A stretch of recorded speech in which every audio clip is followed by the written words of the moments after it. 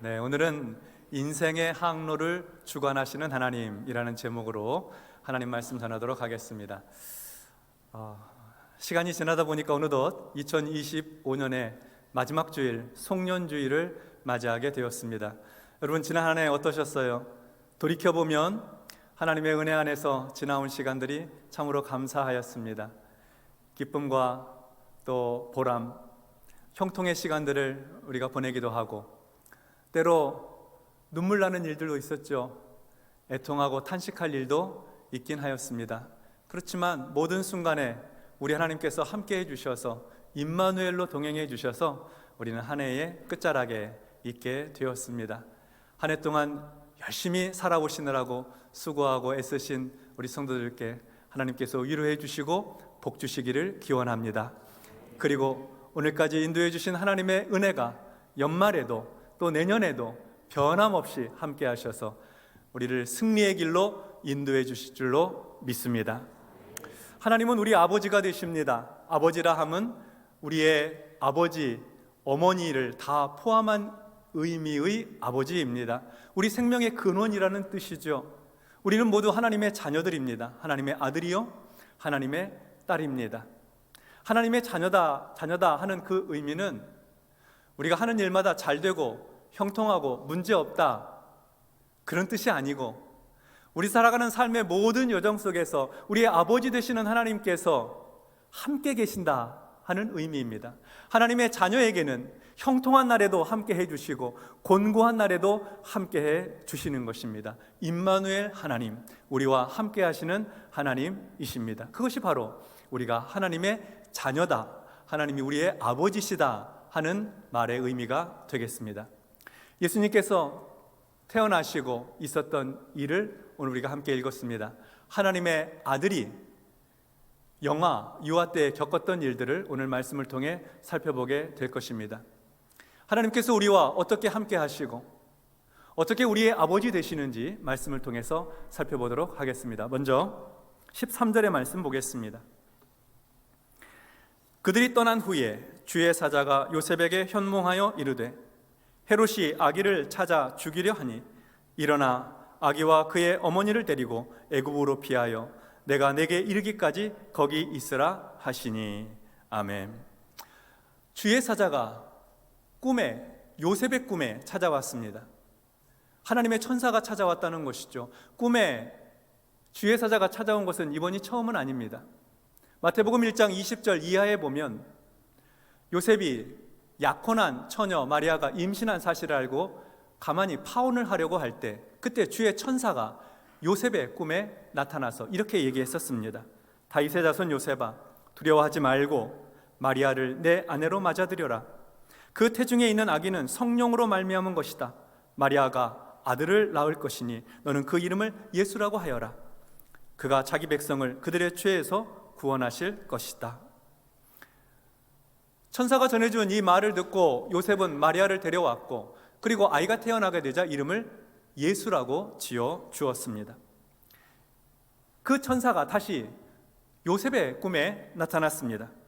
그리고 하는 말이, 헤롯이 아기를 찾아 죽이려 하니 일어나 아기와 그의 어머니를 데리고 애굽으로 피하여 내가 내게 이르기까지 거기 있으라, 이렇게 말하는 겁니다.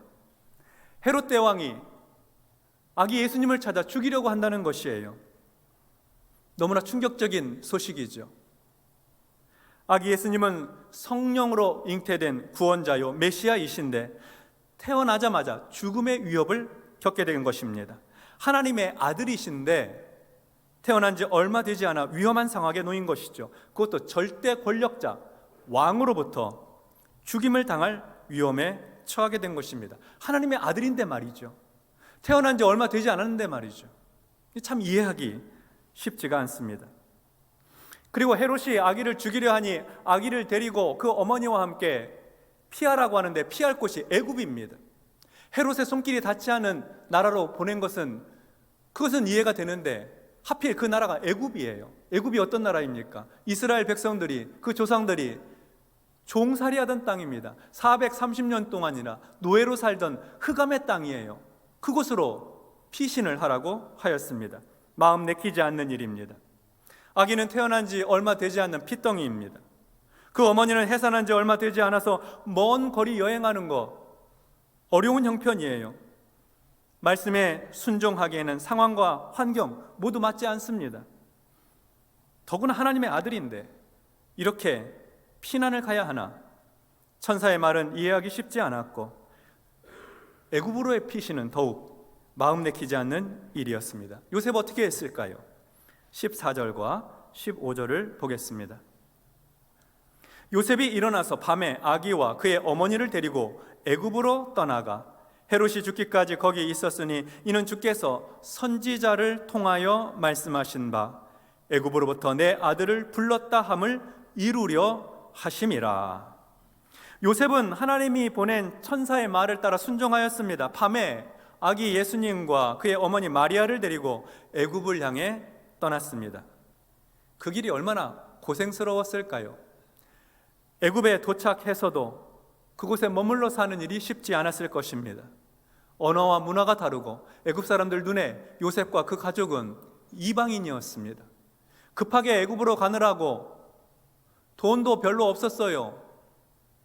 여유롭지 못한 것이죠. 그러니까 애굽에서의 삶은 궁핍하고 가난한 삶이었고 또 천사가 언제 오라고 하는 기약이 없습니다. 기약 없이 거기서 살아야 돼요. 가난하고 낯설고 기약 없는 그런 시간들 얼마나 고통스럽고 불안했을까요? 사람들은 누구나 자기 아이가 태어나면 잘 키우고 싶습니다.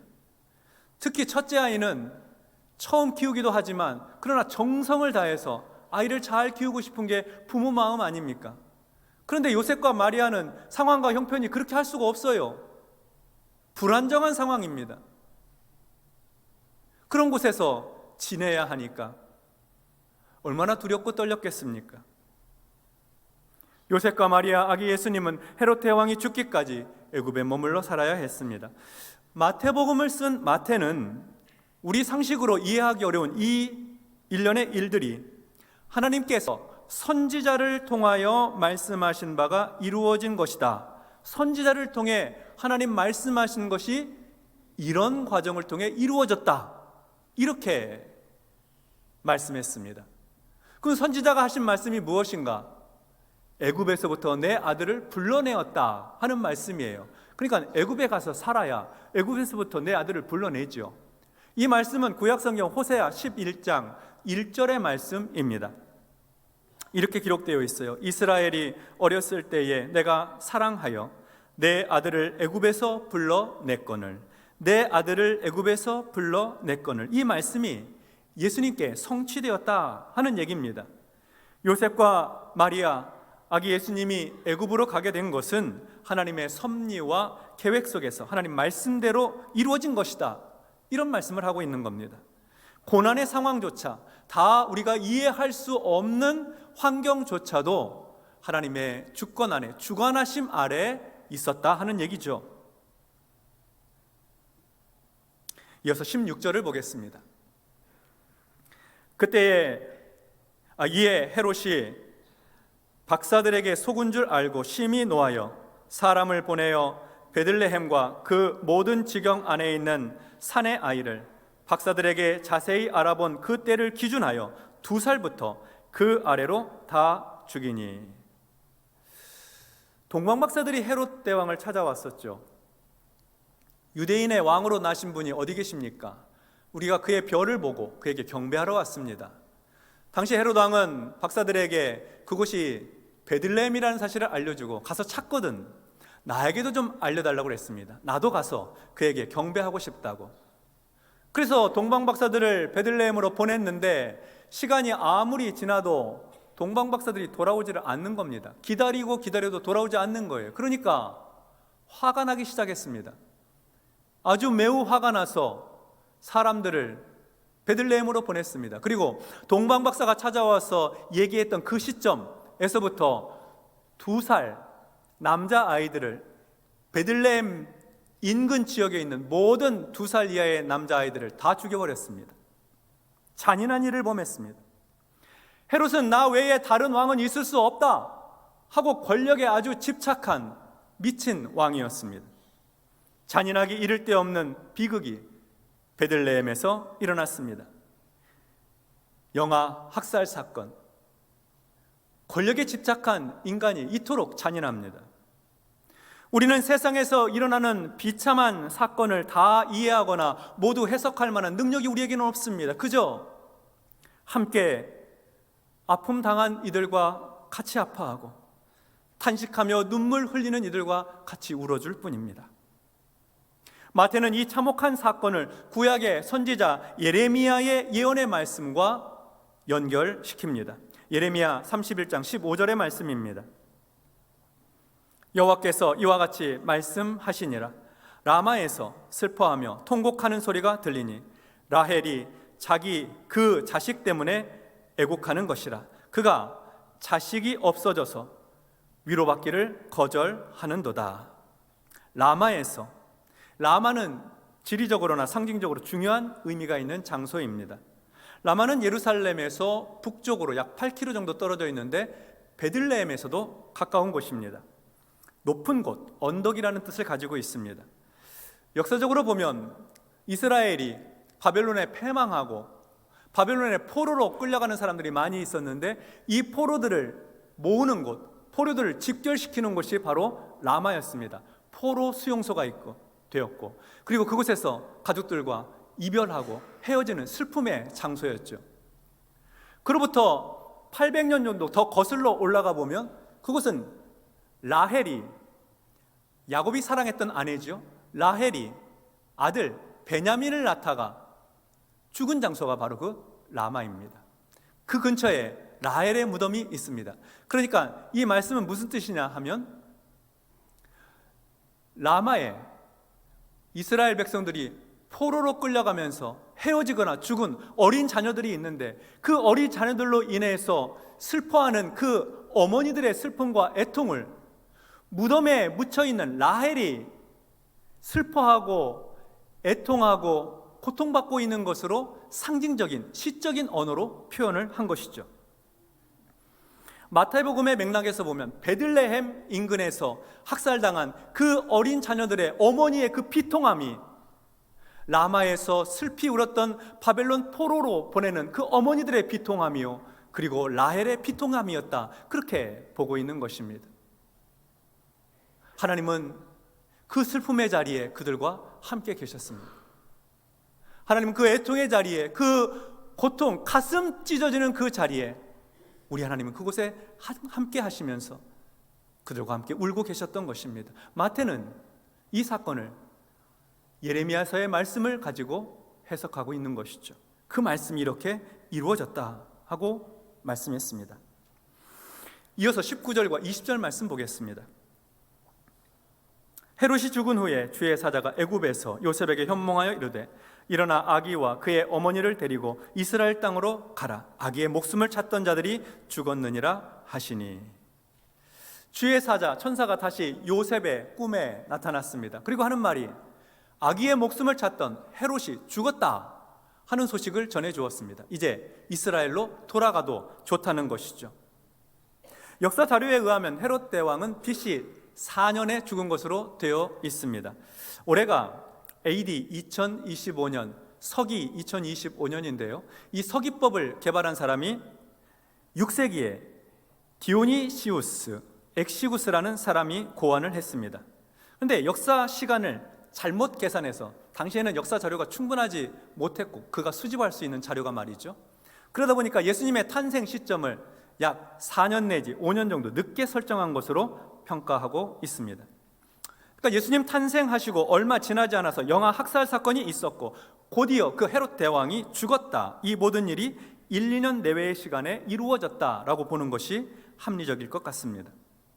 헤롯이 죽은 후에 하나님의 천사가 요셉의 꿈에 나타났습니다. 그리고 하는 말이 일어나 아기와 그의 어머니 데리고 이스라엘 땅으로 가거라. 아기의 목숨을 찾는 자가 죽었다. 요셉은 다시 이스라엘로 돌아가야 합니다. 또다시 먼 여행길이 되겠지요. 이스라엘로 되돌아가는 것은 참 좋은 일입니다만 그러나 요셉이 어디로 가야 될지 막막했을 것입니다. 요셉은 일단 아기와 그의 어머니를 데리고 이스라엘 영토 안으로 들어갑니다. 22절, 23절을 보겠습니다.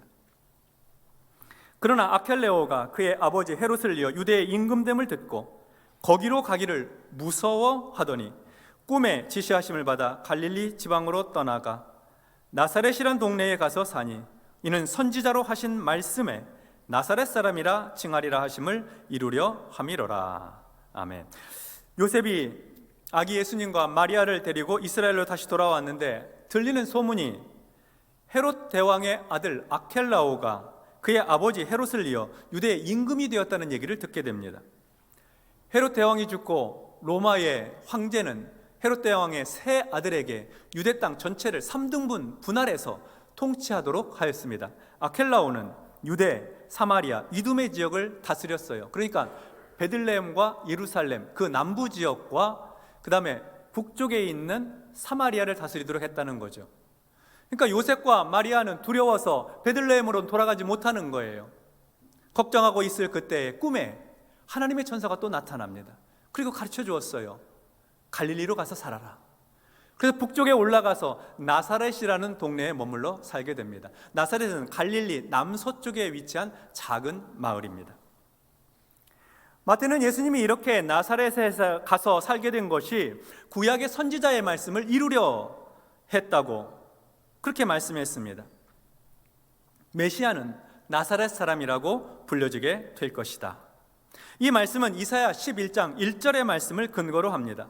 이사야 11장 1절에는 이새의 줄기에서 한 싹이 나며 그 뿌리에서 한 가지가 나서 결실할 것이요 라고 되어 있죠. 여기서 한 가지가 나서 할 때 이 가지를 히브리어로 네체르라고 합니다.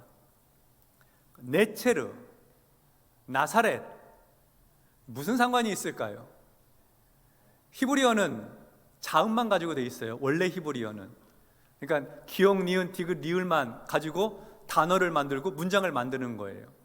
그러니까 네체르의 자음과 나사렛의 자음이 매우 흡사하니까 그것에서부터 나사렛, 네체르가 서로 연결되어서 메시아 예언인 이사야 11장 1절의 말씀이 나사렛 출신 메시아, 나사렛에서 사시는 메시아로 그렇게 마태는 해석하였던 것입니다. 그러니까 정리해보면 베들레헴에서 애굽으로 피하여 내려간 것도, 나사렛에서 다시 돌아와 갈릴리 그 나사렛 동네에서 살게 된 것도 결국 하나님께서 말씀하신 대로, 예언하신 대로 이루어진 일이라고 보았던 것이죠. 마태는 오늘 본문에서 주의 사자가 3번 요셉의 꿈에 나타나 현몽하였다고 했고, 그리고 구약의 예언서 3 말씀이 각각 이루어졌다고 하였습니다. 하나님의 아들 메시아, 우리의 구원자 예수님에게 700년 전 하나님께서 말씀하셨던 일들이 이루어지고 성취되었다라고 말씀한 겁니다. 권력자의 칼을 피해 애굽으로 간 것도, 그로 인해 베들레헴 영아 학살 사건이 일어난 것도, 다시 이스라엘로 돌아와서 나사렛에서 살게 된 것도 모두 하나님의 말씀을 따라 하나님의 주권으로 이루어졌다 하는 거예요. 이 말씀을 쭉 해석하면서, 이 말씀을 우리가 함께 읽으면서 성경은 꿈이 이루어졌다 그렇게 말하지 않아요. 꿈대로 됐다 그렇게 말하지 않아요. 이미 말씀하신 하나님의 말씀대로 되었다 그렇게 말씀하고 있는 겁니다. 꿈대로 이루어진 것 아니라 말씀대로 이루어진 것입니다. 그래서 아기 예수님의 삶의 여정도, 요셉과 마리아의 인생의 여정도, 그 항로를 하나님께서 주관하시고 인도하셨다 하는 말씀입니다. 이것이 바로 마태가 들려주는 이야기의 핵심입니다. 성도 여러분, 우리는 한 해를 마감하는 송년주일 예배를 드리고 있습니다. 지난 2025년 한 해를 되돌아보면 참으로 다사다난했다 하는 말이 어울릴 것 같습니다. 때로는 기쁘고 감사하고 행복한 일들도 있었고, 어떤 날에는 슬퍼 눈물 짓는, 한숨 짓는 일들도 있었죠. 어떤 일은 너무나 잘 이해되고 해석이 잘 되는 일도 있었지만 왜 이런 일이 일어났을까 하고 이해하지 못하는 일도 우리는 겪었습니다. 그러나 한 가지 중요한 사실은 하나님께서 하나님의 자녀인 하나님의 아들과 딸인 우리와 그 모든 상황, 모든 환경에서 함께 계셨다는 사실입니다. 형통한 날에도 하나님이 함께 하셨고, 곤고한 날에도 하나님께서 변함없이 우리 곁에서 우리와 함께 계셨습니다. 우리와 함께 계신 하나님은 우리 인생 가운데 오직 하나님의 뜻만 이루어질 수 있도록, 하나님의 말씀이 성취하도록 우리를 이끌어 주셨던 것입니다. 잠언 19장 21절에 있는 말씀처럼 사람의 마음에는 많은 계획이 있어도 오직 여호와의 뜻만이 완전히 서리라 하신 말씀이 있습니다. 우리가 많은 계획 세웠고 잘 되기를 바라지만 결국 이루어지는 것은 하나님의 말씀이요 하나님의 뜻이 성취되는 것입니다. 하나님은 그의 자녀들의 인생을 하나님이 주관하고 계십니다. 주권적으로 이끄세요.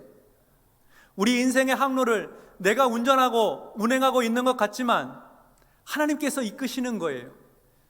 평안하고 잔잔한 날에도 하나님이 이끌어 주시고, 풍랑이는 바다에서도 우리 하나님께서 붙들어 주시는 것입니다.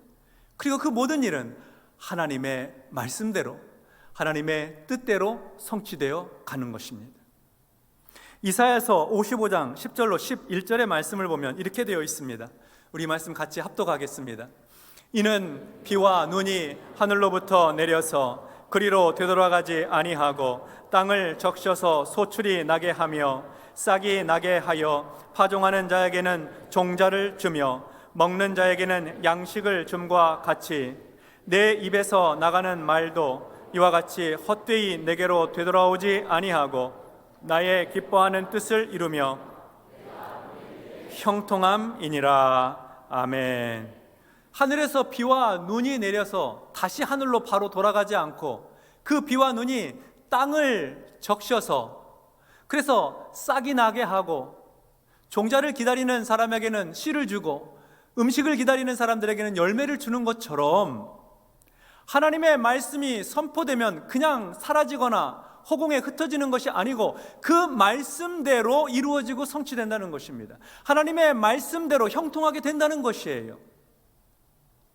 연초에 우리는 모두 믿음으로 올해의 말씀을 다 받았습니다. 지난 한 해 동안 하나님의 말씀이 성취되지 않던가요? 우리 인생 가운데 하나님께서 우리에게 약속의 말씀으로 주신 언약의 말씀들이 있습니다. 그 말씀이 때를 따라 하나님께서 이루어 주시고 성취되는 것을 우리는 경험하게 됩니다.